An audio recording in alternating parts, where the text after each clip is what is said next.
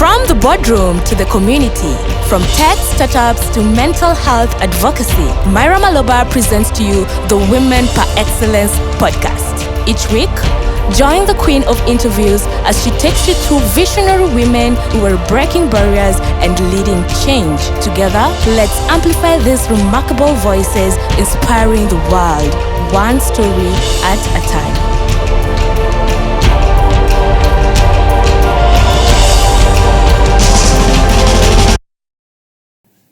Karibu, Myra. Good evening, everyone. First of all, isn't it just a fantastic time to be a woman?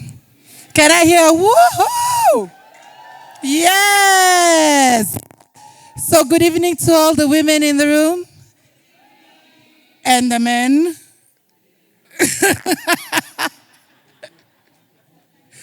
All right. Yes, welcome to Women Per Excellence. I am so excited to be here.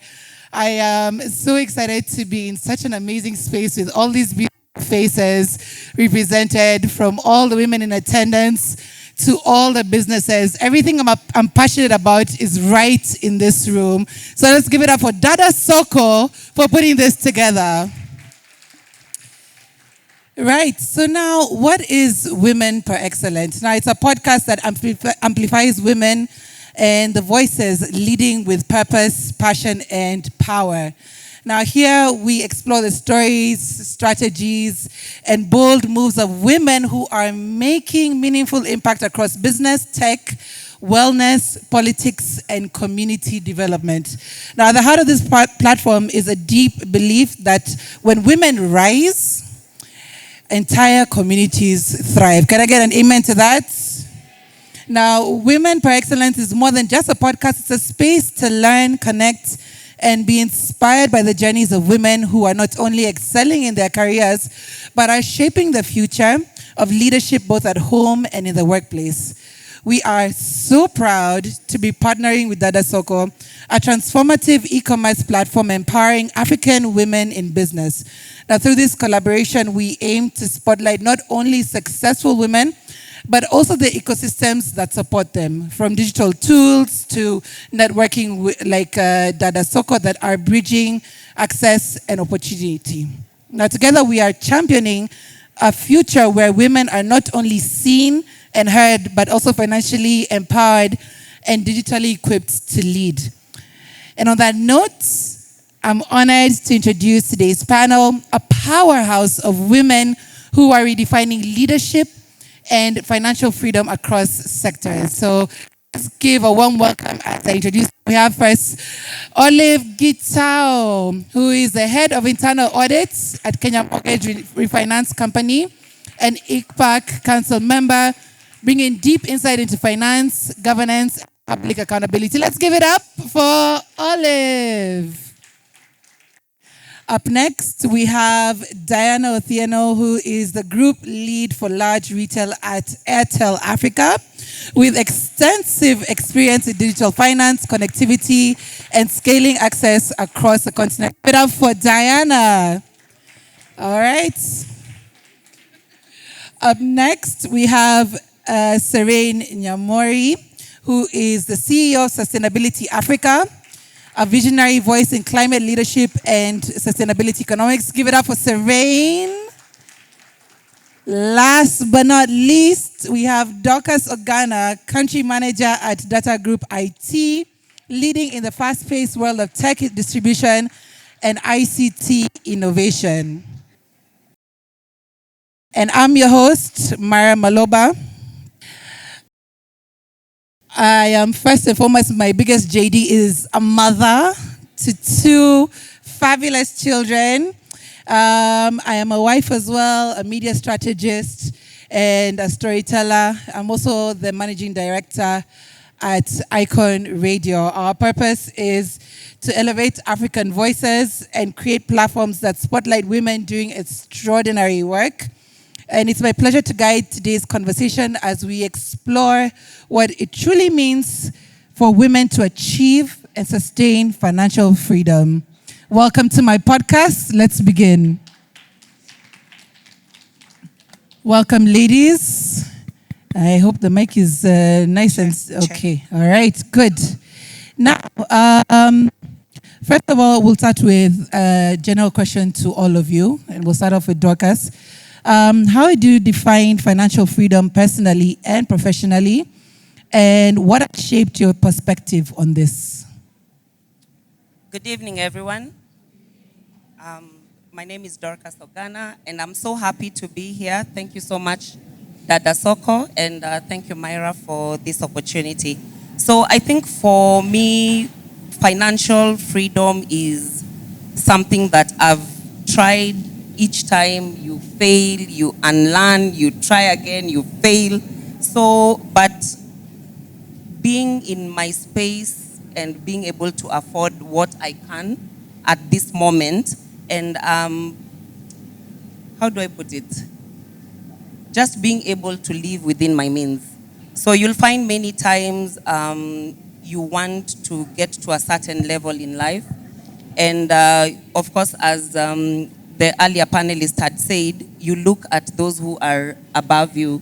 So many times when I will look at, maybe I feel like I'm better than this person, but if you want to achieve certain things, you feel you're still not able to get what you want because you either dream out of your means and you start focusing on what you can't afford. So it's more or less having better financial literacy, surrounding yourself with people who actually walk the journey with you and guide you and advise you on what are the right things. But at the end of the day, it's more or less of planning and prioritizing. So you have to plan what is important for now and what can I do now. And then if it's something that is not important for now, can I put it as an important task, but I can do it later. So you plan within what you can do now. Thank you. Thank you. Serene? Well, good morning, everyone. I wanted to test whether you're with me. Wonderful. Well, my name is Anyango Serene Nyamori. The middle name requires the full use of the tongue. So if you struggle to say the name, just say Anyango. All right? So I lead the team at Sustainability Africa, and we work with businesses like yours, small enterprises, organizations alike, to integrate sustainability into their strategy so that as and when your business grows, you can address and just go through the global and local challenges. And this was very true for me. We've been in operation in 10 years, and this was very true to us during COVID. A lot of businesses failed during COVID because they were not sustainable. Now, how do I view financial freedom? And I'll just pick up on what Dorcas has said. It is a work in progress. But my desire is that I have the choice to do anything I want personally, to buy anything I want, without the constraints of money. I have the freedom to decide I want to take a day off, and the freedom to start an initiative, to support a relative, to support young women, to grow young women without having the constraints of money. Now, that's personally. Professionally, I can run my enterprise and just without the burden of donor funding. And knowing that in the event I want to scale up my enterprise, I don't have to rely on donor funding or one source of funding. All right, so what influenced this? Growing up, and I'm sure we can all relate, we saw our mothers as, magicians. Our mothers could stretch that shilling. Somehow we went to school, somehow they paid their debts, they're all in chamas. Somehow we got clothes, somehow we had books. And so when I think of that, I think that's my inspiration for financial freedom. Of course, we're always told there's no money, but there was food on the table. And professionally, over my long, short life, I have seen how organizations are burdened or are held captive by relying on one source of income or relying on income that's coming from abroad, And as you can see now, we have USAID that cut off funding, and a lot of organizations are now struggling. So what we do is to ensure that we don't have to face that. How can we ensure that your business is sustainable so that as and when somebody somewhere decides that their agenda is more important than our agenda, we can sit down and say no. We can sit down and say no to extractive projects. We can say no to projects that do not meet our needs as Africans. And that for me is financial freedom. Thank you. Amazing. Thank you so much. Diana, I'll pose the same question to you. Thank you so much. Thank you, DadaSoko. Thank you, Myra and Icon Radio. I think for me, financial freedom is just meeting my budget. That whatever I wanted to do, I was able to. And in that, magic. I want my children to think that magic happens all the time. So I have magic. I have magic available for my children all the time. Sorry. Thank you. So I want my children to think that there's magic. I want them to think that there's abundance. I want to live my life in abundance. And I want to be able to do it based on whether it's my investments and all the things that I've put together for myself as I go along. So financial freedom is just, if I want to do something, I can do it. If I want to do something for my family, it can happen. And if I want to give the best to my children, I have the ability to do it. That's what I define it as. Thank you. Olive. Yes, thank you. Thank you so much, Myra. DadaSoko, this is an amazing event. And to Icon Radio, thank you for the opportunity. For me, financial freedom, I want to borrow the word that has been used in this event, being empowered. That, to me, is financial freedom. And being empowered to do what? One, being empowered to make a choice that will benefit you as an individual, as a woman. Being empowered to know where to get solutions. That is also financial freedom. Being empowered to be independent in the choices that you make. That is financial freedom. And also being empowered to be confident in the decisions that you need to make. As a woman, as a business owner, and as an individual who wants to see and grow yourself and your business. That is financial freedom, according to me. Personally, I lead with excellence in terms of what I do. I am in the finance industry. And with that, I have taken a bit of my life, of course, working on what does it mean to be financially literate. What decisions do you need to make to get yourself there? We have this meme that usually is put out there about the letter 6 and the letter 9. So depending on which side you're on, it is just a matter of perspective, right? So I like what Diana here said about abundance. On the other flip side of it is contentment. So it is being empowered to be contented at where you are at, even as you work towards where you want to go. That is financial freedom as an individual and as a woman. Thank you. Thank you. We'll leave the mic with you, Olive. We have seen financial freedom evolve, especially for women, over the last few decades. I think it was in the 50s, it would be rare to see us sitting in one stage or being given the space to be actually heard or even seen. Now, in your perspective, what are some common financial mistakes you often see women experience, both in the professional take, and how can women try to avoid them? Thank you, Myra, for that. And just before I delve into what I see as misconceptions or mistakes sometimes we make as women or even individuals, is what do you need actually to have in place first for you to be empowered to make that financial decision? The first thing you need as an individual is to have a vision. what does success look like for you as an individual, as a woman? If you're running a business, what does success of your business mean for you? And it's just not making money only. That is important. And I think we had a conversation. We saw a panel talking about that. It is having a holistic view for you. I like what people are talking about, freedom to do whatever I want, to be able to buy what I want, which is good. But also there is that success to you looks like in terms of your spirituality, your physical wellness, your professional well-being and career progression, and your family life. What does success look like for you? So for your business to thrive and grow, what does that success look like? How will it empower you to contribute to the community? Okay? As women, the other thing that is very critical for us is relationships. We are very relational beings.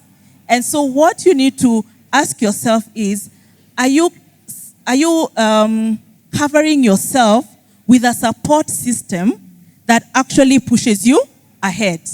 The kind of relationships you have, are they meaningful? And are they helping you to thrive and grow and lead as a woman, even in your business? Do you have the relationships that you know, if I need 500,000 for my business, I know the person I know who will, I'll go to them, I will go and borrow this money, and I believe they'll be able to get me one. So we always told, always have people who you look up to, and you always have people who look up to you. So you always have to be in the middle. You have people you are looking up to, and those who are looking up to you. It creates a cycle, a life cycle of a community that builds us. Now, in terms of misconceptions, first, of course, we have a lot of lifestyle pressures around us. So I think one of the misconceptions we do is we like to catch up. You play catch up with others, and you are looking at your neighbor, you're looking at your brother, you're looking at your friend, your college mate who you are with, and probably you want to reach where they are. So that in itself first is a mistake that we make as individuals. Be your own self. So because once you've defined what success looks like for you, and you have set your vision, and you have your values that guide you, you will not be swayed. Like literally. The one thing that I am so thankful for that I learned from my parents is the attitude of contentment. And one of us has talked about how our parents, they would say, "Hakuna pesa, there is no money." But somehow you did not lack, right? You did not lack entirely. You always found a way of moving ahead. So learning to be content will help you even as you face the pressures of lifestyle around you that are there. And so with that, always have a budget as an individual. That is the one thing I have been consistent with as a person. I do a monthly budget, like literally. I do a monthly budget. In my family, I'm in finance. My husband is an economist. So we are misers in that home. But and he's more of the spendthrift. Mimi nashikilia pesa kabisa. So he has entrusted me with that responsibility of doing the budget on a monthly basis. So, not just now, but he's the head of the home, right? So I do the budget, then I send on email for your consideration and concurrence. No, as in for real, I actually do that. I do it, then I send to him for your concurrence and consideration. And he actually just sends back and say, it's okay, as in there's no, yes, it's approved, exactly. So, I mean, that's actually a practical experience and a practical way we have managed our finances, not only as a family, but also as an individual, because you're able to know where is your money flowing to, and where are you taking it, where are your priorities. It helps you to really, really prioritize as much as possible. And so the planning is very critical. I know it can be a bit tiring to think about doing it every month, but it's so simple. So the key is just to remain consistent so that you know where your money is and you know what your priorities are and you send your money towards your priorities. Money should work for you, and not the other way. So it is for you to define where the money goes, not the money deciding for you where it goes. Thank Olive, you. I love it. Let's give it up for her. First of all, I love how you've balanced both the home and the office, because sometimes the math is not mathing. Am I right? Like sometimes it's a scratch your head situation, especially in this, let's call it routonomics. We are trying to see how best to manage that. And speaking of managing, Diana, you've been in the corporate sector for quite some time. You've seen yourself from banking to telco, and being, of course, in that space and having to hold your own, it's quite a journey, if I'm not wrong. Now, being that as it may, how can corporate players better design services that support women in business, savings, and digital transactions? Thanks for that, Myra. I think definitely, like you said, my experience really sits in financial services, it sits in fintech, it sits in telco. And we were just recollecting as we were having a conversation earlier today, and I was saying, I once sat in a training done by the World Bank about gender banking. And the key thing that came out of that is that we don't need a product for women. What we need is all the products that people already have to be friendly towards women. And what does that mean? I think the gentlemen who were here earlier spoke very well about, collateral. What does collateral have to look like when women are coming for financing? There's another gentleman who spoke very well about terms and conditions. But when my child needs to go to school and I need that money today, what should those terms and conditions look like for me? What kind of conversations should you be having with me so that I understand the risks I'm about to walk into? So you don't have to build a new loan. Yeah? You don't have to come up with a whole new account. You don't have to come up with a pink app for me to send money. Right. You just need to make it easier for me to understand, yeah? To see what the risks are and to give me the chance to make a choice, right? That will enable me, or will empower me rather, I like that word, that will empower me to be able to do the things that are important to me. So if today what is important to me is to take my children to school, and you tell me you have something that's going to help me, when you find me, yeah, help me understand. What does it take? What is the cycle? Is it something that I must pay monthly? Can I pay daily? Do you know me? If I'm a Mamboga and I make 500 shillings every day, and I would want to pay 20 shillings every day towards that loan, will you allow me? Or are you going to say that I have to do it monthly? Right? If I want to make my payments early in the morning before the bank opens, how will you enable me? The digital tools that you're giving me, if I can't afford a smartphone, are you going to give me a USSD or something, a SIM toolkit, something that will help me do it in the easiest and simplest way? So really, I think from a corporate point of view, it's just about understanding your customer. I work in customer experience, I have for a long time, and I think that that's the key. So not even just for women, but especially for, in this conversation, do you know what your customer wants and why they are coming to you? And if you do, and you truly understand them, are you making products and are you making services that work for them? Not things that they have to do, handstands, and again, look for their husbands to explain to them. Yeah? Because the minute you give me a product that I have to go to my husband to explain to me, you have not made that product for me. Yeah? You haven't made it for me, you've just made it. Even if you call it whatever you want to call it, you've just made it. But if you make it simple for me, something that even at Chama we can discuss quickly in 20 minutes and we all understand, then that's a product for women. That's a product that empowers women. So that's what I'd say corporates need to do. I love that. Tailoring services, not just for the woman, but to understand their needs. I think there are a lot of institutions in the house today Thank you for showing up. And I think that should also land a little bit for you to truly understand what truly a woman needs in a product that's made. Serene, there are many sustainability projects and that are grant or donor funded.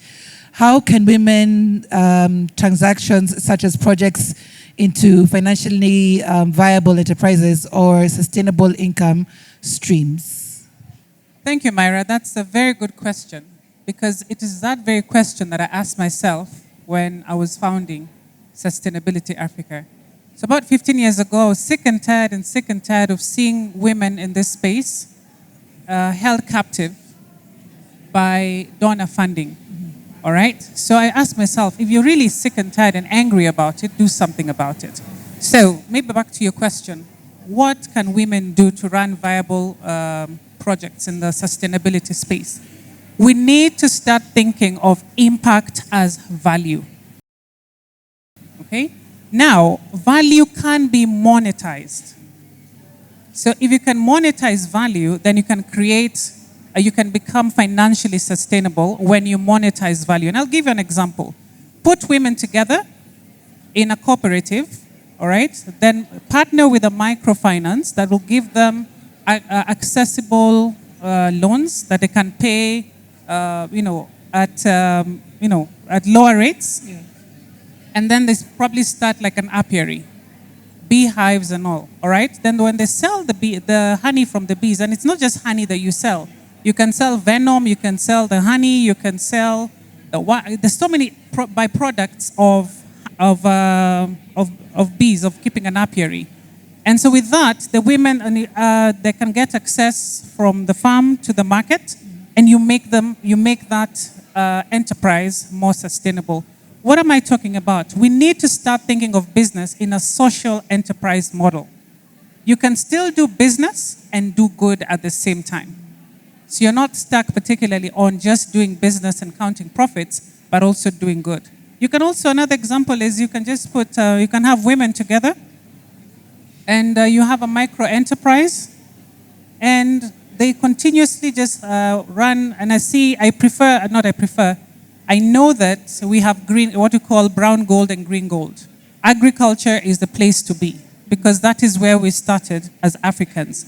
Have them grow something and then teach them. And then, with that, then they teach others. So there's so many things that we can do for sustainability projects. But the key point is we need to come together as women. And I love this African saying that says, if you want to go fast, go alone. But if you want to go far, go together. There is power in numbers for us to have sustainability projects that are viable financially, socially, and environmentally viable. Thank you. Absolutely. In fact, there is the aspect of, working in silos, and therefore there isn't sustainability in that. But it's the people never realize the pot is too big to keep your ideas to yourself. I think it was the panel before when we were talking about partnerships and collaborations. And I think this is the point we're in right now. We need to be able to collaborate to be sustainable.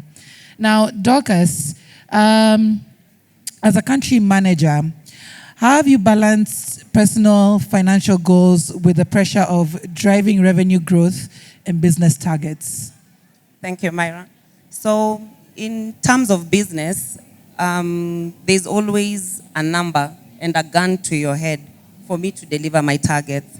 So I think when I talk to some people on the frustrations they have on the targets, sometimes I feel like hitting them because my targets are in millions of dollars, and half of the time the people I report to don't understand Africa business.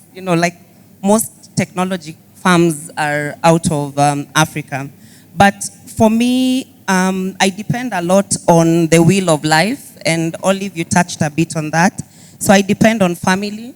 So my main wheel of life are 7. So family, social, career, financial, spiritual, physical, and intellectual.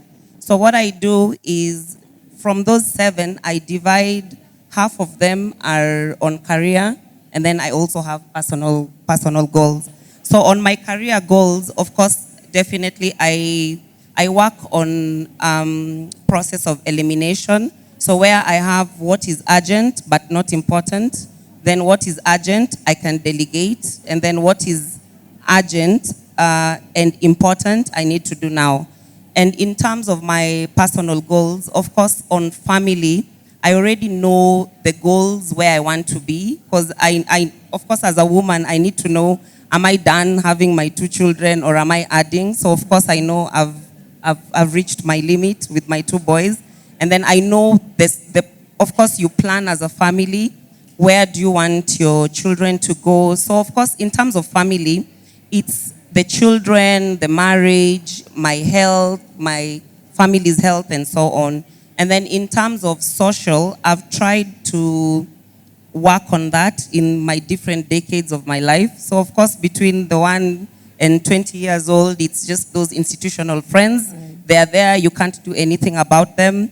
And then now in terms of social, I reached a point where I started investing in friends, and especially institutional friends. So the friends I've grown up with in high school, and then you find those that are professional friends.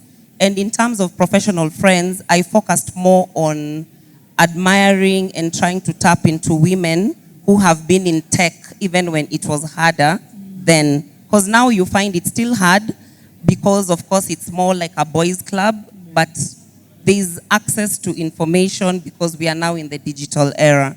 And then on my spiritual journey, like 2024 is when I decided I want to work more on my spiritual journey.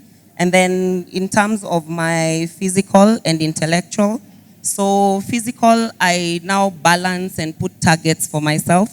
I think I was telling Anyango earlier that my target has been, how do I get back to bouncing back from the skinny girl she saw me once? She was wondering why I look familiar. So, and in terms of now my intellectual, so I work on my growth mindset, and every quarter I try to learn things that I are not in my field. Because my undergrad was in human resources, I landed into the tech world. So for the last 15 years, I've just been learning and doing different courses in technology. But how do I ensure that I improve my growth mindset in adding more skills? Like, can I learn more about sustainability? Do I need to learn about telcos? Can I learn about banking and so on? So if you sit and decide to draw your wheel, and you decide each wheel will have 2 targets each quarter, so you balance your career objectives and you balance your personal objectives. So I think that way I've really managed to strike a balance between the pressures of work and now my personal life. Thank you so much, Dee. I think those are things, in fact, you'll give me those notes so that we can share them online, because I love that. I love the breakdown. And of course, just differentiating between, because like they said, your network is your net worth. And so having the right circles around you is very important. Your financial well-being, but also your mental well-being. I think that's the space we're all in right now. We're talking mental health more often than not nowadays. I wish we had more time, so I'll just go into my last 2 questions. In fact, Dee, I'll go back. Sorry, Dorcas, I know as Dee. Dorcas, going back to you because of just what you mentioned. What's one piece of practical financial advice you would wish more women acted on in their 20s, 30s, and 40s? And I'll ask that to all of you. Okay. So for me, what has worked for me, which earlier on I had mentioned that my financial journey is another one that needs a drink so that I can just be able to explain to people all the things I've messed in my life. Yeah. And I've decided that I will not regret any decision that I've made in my 20s. So like for me, I lost my dad when I was 27. And as a family, we got to have some good life insurance. And my brother hasn't touched his money till now. And it's multiplied and grown, but I watch it like I watch it in disbelief. But for me, I chose to spend mine and travel and do this and do that. And the reason I say I'll not regret is because that exposure, when I traveled, I felt like I'm on a flight, I paid for myself and so on. So I didn't regret that. But some of the things I did, I invested a lot in policies. So I see a lot of people ignoring insurance policies, but from my side, when you're 26, 27, and you invest in a policy, you end up paying 6,000 a month for the policy. Right now, if I walk into an insurance agency and I want to invest in a policy, because I think I did one 6 years ago, it was like 15,000. And then you get to 40, it grows. So what I was successful in my 20s is having an insurance policy.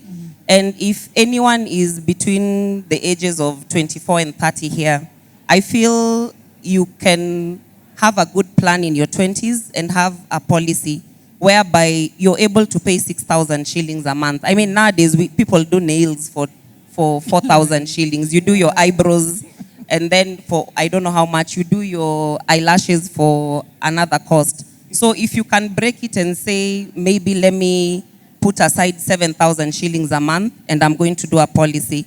Because some of these policies you find it's an 18-year policy, but you get to have money every 6 years.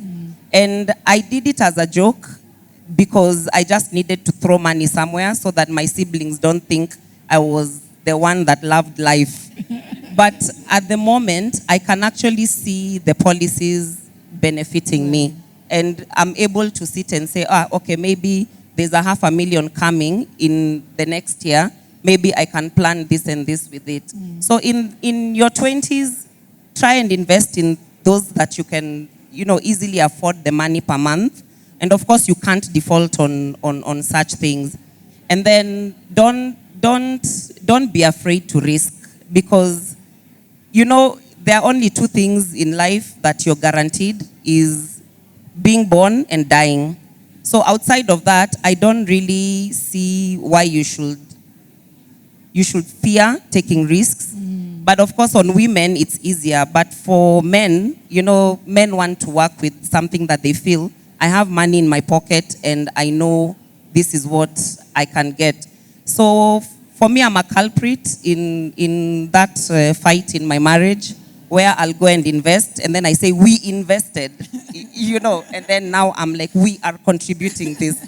So it becomes a fight, but eventually someone sees you not being a risk taker is actually helpful.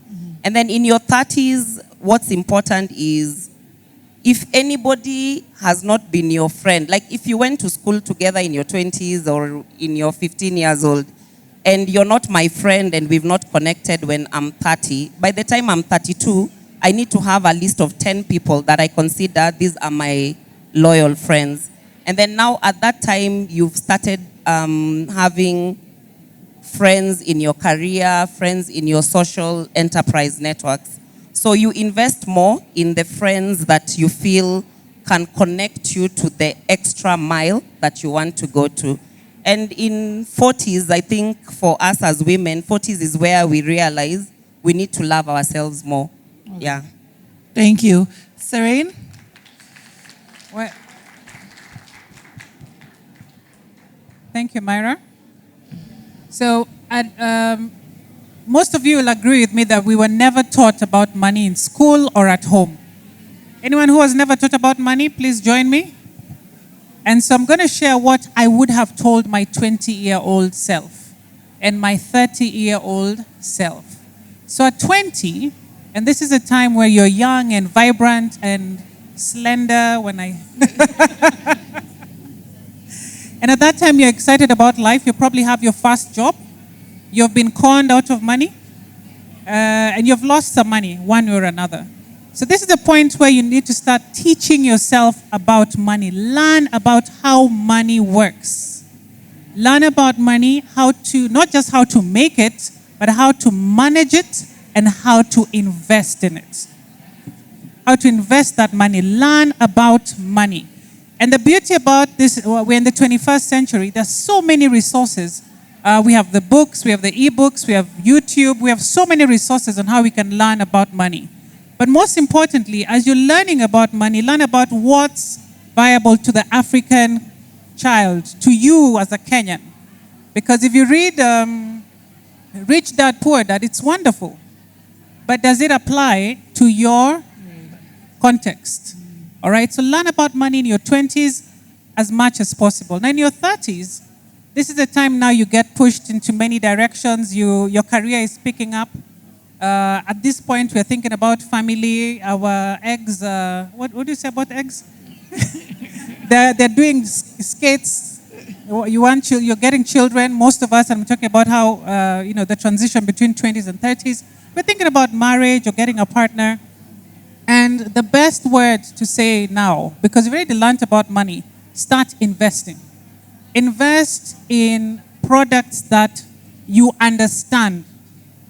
So, in my 30s, which is now where I started, I did not understand a SACCO. I know, we all understand SACCOs. I did not understand a SACCO.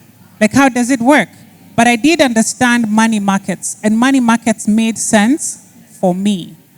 All right? So invest in what you understand and what works for you. But the most important thing in your 30s, because now you have all these friends, and I'll just pick up from what Dorcas said, learn the best sentence ever. How to say no. No is a full sentence. All right? So this is a time where lifestyle starts catching up. You want to take your kids to international schools. You want to wear the latest fashion. Seasons comes and seasons go. Learn to say no. Delayed gratification. This discipline will help you all the way from your 40s to your 50s. Now we get to our 40s. Now you can pivot. All right? Remember the discipline that you've been cultivating. You've learned about money. You've learned how to say no. I personally, if you ask me for money, anything between 10,000 to $1 million, I'll give you maximum 500. Because that's money I don't have to come back and ask you for. Yes, because now yes, if I ask me 1 million, I'll give you 500. You can find the 999, that one. Exactly. So have values. What am I talking about? Create values in your 40s that will help you as you transition to your 50s. So in your 50s, start thinking about in your 40s, think about your purpose. What do you want to do in life? Because life is just, when you have the money, we said earlier, you have choices. All right? What's your purpose at this point? What do you want to be known for? Start thinking about service. What do I want to do for humanity? But you can only do that if you have cultivated the discipline of money. Let not money be, and I like what Anova said, let not money manage you. There's some people, you get 1 million today, you buy a Mercedes-Benz, second-hand of course, and the money is over. All right, but people who get money learn how to invest in money, compounding, the power of compounding. Because this is the thing, when you start getting to your 50s, and we've read in American stories, McDonald's, whatever, the guy was 75, that's not Kenya. The environment here, the landscape here is totally, totally different. Right. So learn about money in your 20s, invest in your 30s, pivot in your 40s, and like my dream life is I want to be sleeping and money is just getting into my account. Right. That's my dream. I don't have to work for money, but money works for me. Right. Thank you so much, Serene. Because we only have 2 minutes, I'll ask you to, give your summary on this. So many good nuggets, but so I will just, I will summarize. Number one, I like good things. I always have. I spend on them, but I found a way.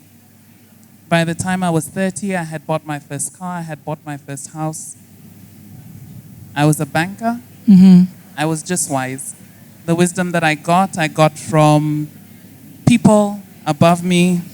When I joined my cash manager, Mr. Kubai, I'll never forget him. He told me, Diana, now you have a job. Now that you have a job, I don't want you to be one of those people who just goes drinking everything and you say, my money is not enough to buy a house right now, so I won't do it. Or my money can't buy me this, I won't do it. He told me, do what you can when you can. So what was the first thing I was able to do? I was able to buy a car. I used to commute pretty far. And he said, does this make a difference in your life, and does it enable you, and does it help you get to work, show up better, and work better? Yes, it does. Then it is an investment worthwhile. I invested in my education. I did my master's. I'm currently working towards my doctorate. And those are investments in myself that will always help me get what I need in the future. Right. So in my 2 minutes, I would have loved to tell you everything.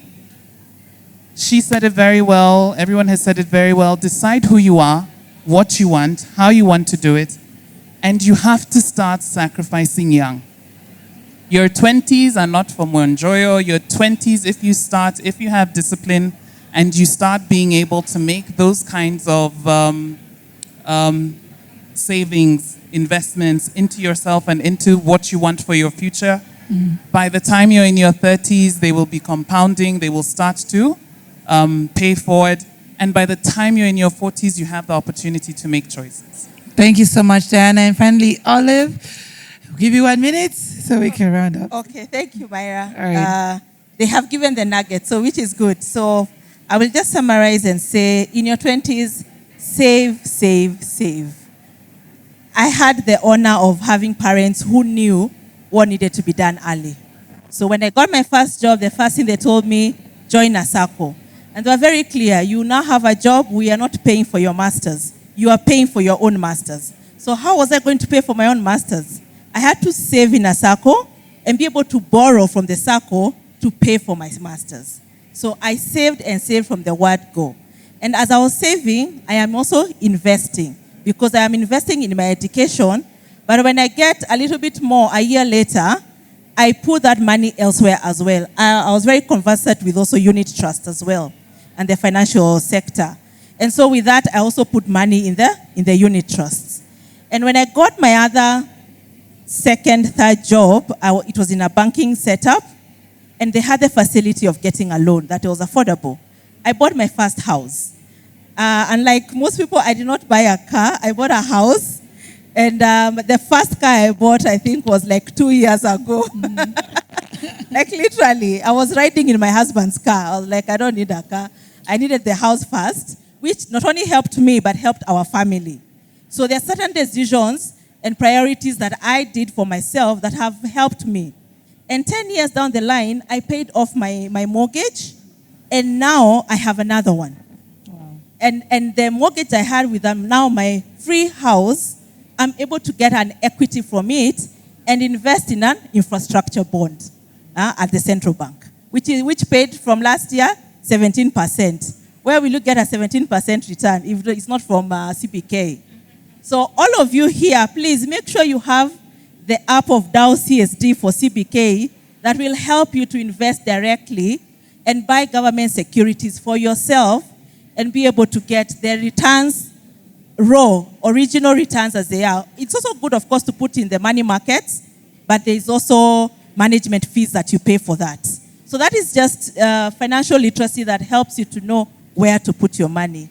So save, invest, and as you grow, discover where your passion is. And as you discover that, because it's just not money, money should help you develop as an individual.